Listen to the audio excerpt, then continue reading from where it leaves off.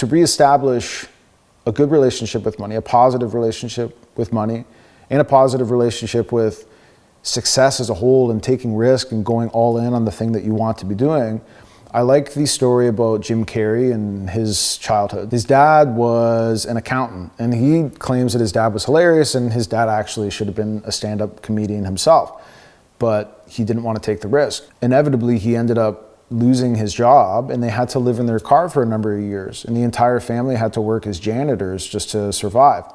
And then Jim Carrey gave this speech at an Ivy League school, and he said, you can fail at something you don't want to do, so you might as well take a chance on the thing that you love and you do want to do. Money is not good or evil. It is just what it is. It just exists. It is free-flowing energy, and it is the exchange of value. So think health, wealth, relationships, and happiness.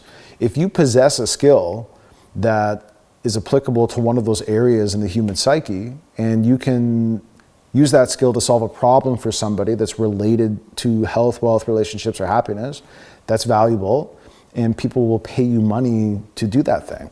That's how business and commerce works. If you're a good person, money will just make you even more good, and if you're a bad person, money will make you even more bad.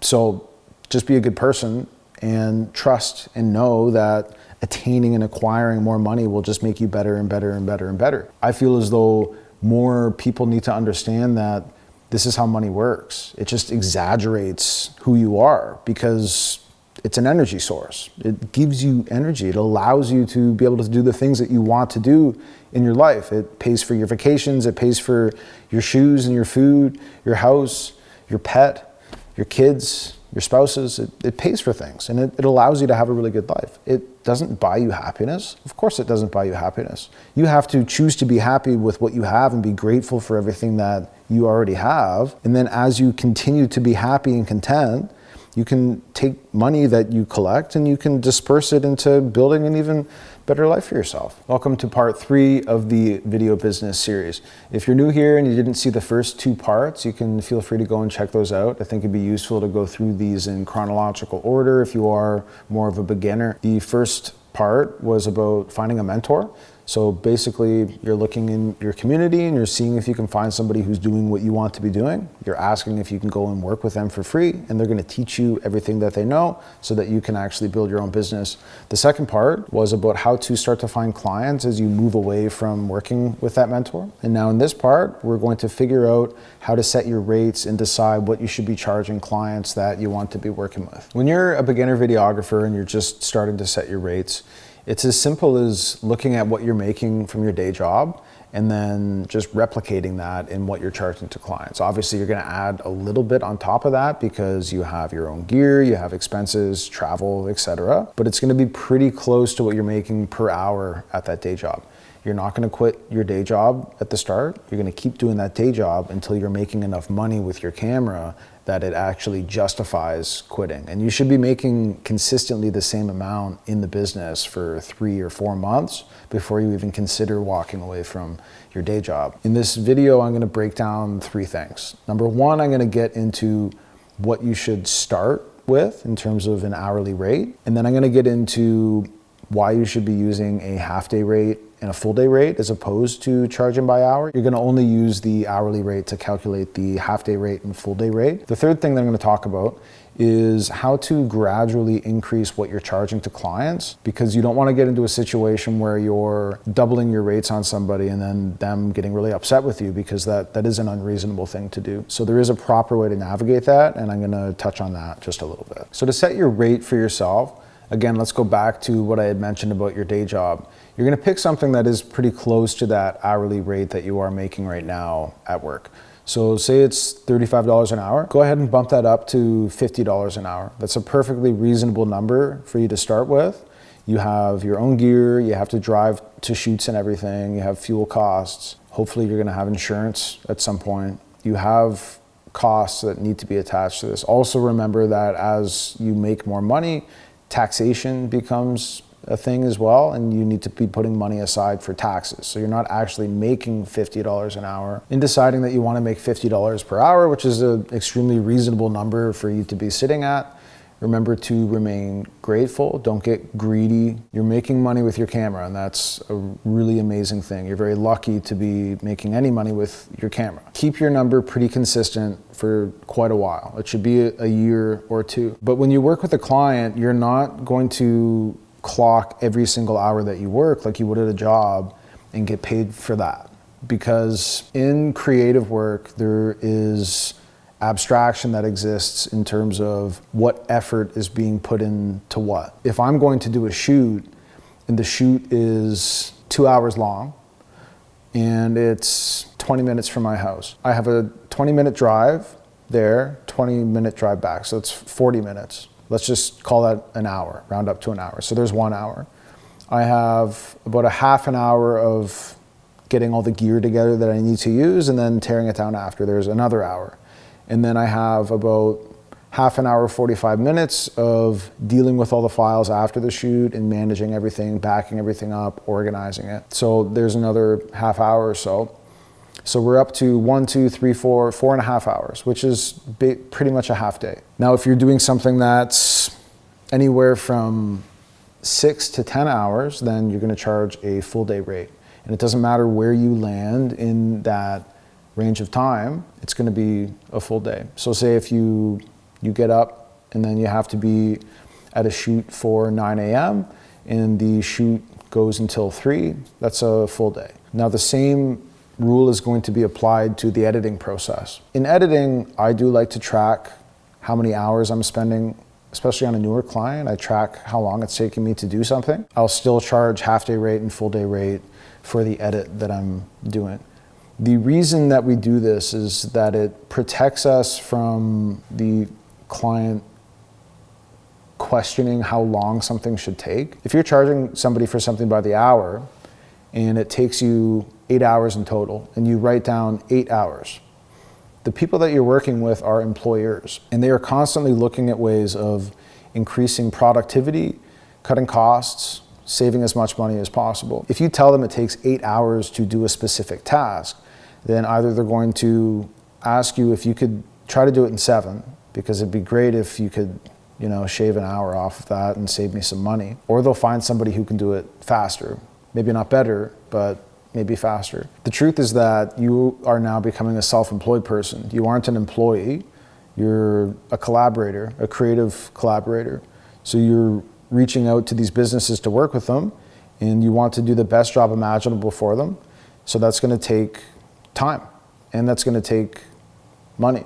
And the time and the money is just what it's going to be. You decide what that number is and you tell them what it is, and then you do everything that you can to impress them with the content that you give to them at the end of that process. As you move through your career, and maybe it's been a year or two, you're getting better, you're getting more clients, more demand is coming into play for what you do. Specifically, you as a business owner, you as a creative freelancer are being called more often and emailed more often, messaged more often to go and do things. That is a good indicator that you should start to bring your prices up a little bit. Now, when you do this is going to mean that you'll likely have less clients. There are going to be less people that can afford working with you. This is going to be a challenging shift to navigate, and it gets even more challenging the further you go along. Don't double your prices with your current clients. You can't do that. I've tried to do that. The reason I'm telling you can't do it is because I've tried to do it. I had an instance where I had been working with a client for quite a while, and the value I was giving them was not matching the profits coming in for me.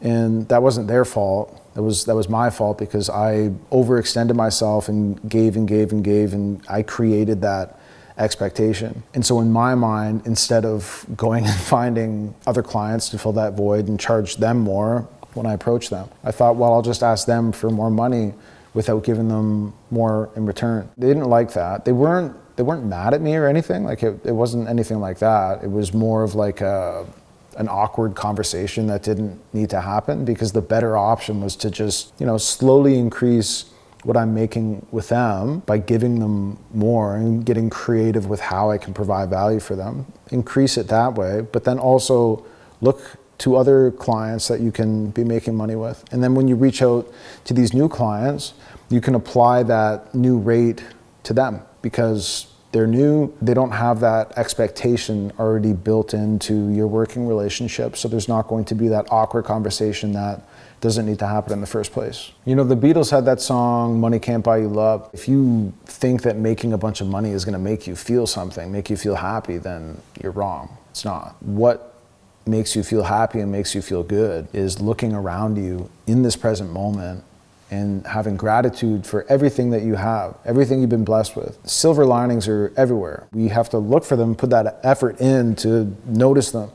But once you make that a habit and you start feeling gratitude, saying thank you more often, saying thank you to yourself, and just really appreciating the life that you do have, no matter how hard things are, no matter how bad things sometimes get. Bad things are actually good, and good things just are. A bad thing always teaches you something, and then you can not do the thing that caused that bad thing again, and it becomes good. And a lot of the time you will find yourself saying, oh, like I'm glad that crappy thing happened, or this wouldn't have happened. And then when things are good, they just are. And you get to notice them being good and feel good about the good. That is what allows you to attract and build the kind of lifestyle that you want in terms of financial success and business growth and attaining all the physical stuff that you feel you need to have. The difference is that you're not chasing it because you think it'll make you feel happy. You're already happy. And in fact, the reason it's going to be drawn to you even more plentifully is because you're attracting it, because money is good. It is energy. It is a positive, wonderful thing that you can use to do a lot of good in the world. In summary of everything I've talked about here, when you're deciding to set your rates as a beginner videographer, don't be greedy. Be grateful that you get to make money with your camera in the first place. Be practical and use your common sense in terms of how to navigate conversations with people about money. Don't feel uncomfortable about the idea of money. It is just a value exchange. Health, wealth, relationships, happiness. People have problems in those sectors of their psyche. We possess the skill set to solve those problems for people. And the solutions to those problems have a $sign attached to them. And that's all this is. It's just them saying thank you for solving that problem for me. I hope you enjoyed this one. The next video is about how to nurture your relationships with the clients that you have found. So you've found a mentor, the mentor taught you how to do this as a career. Then you found some of your own clients and started doing some free stuff with them, and then some of them started paying you, and then people started asking you, what does it cost when you do that? Then you have set your rates and you've decided what you are worth and what you want to charge people for this product or service that you do provide for them. And now we're moving on to nurturing relationships with business owners, clients, whoever you're working with, because that is the important thing when it comes to actually scaling your business and making it sustainable for the long term, because the quality of your relationships is going to dictate the success of your own career. Anyways, thanks for watching. Again, I hope you enjoyed it, and see ya.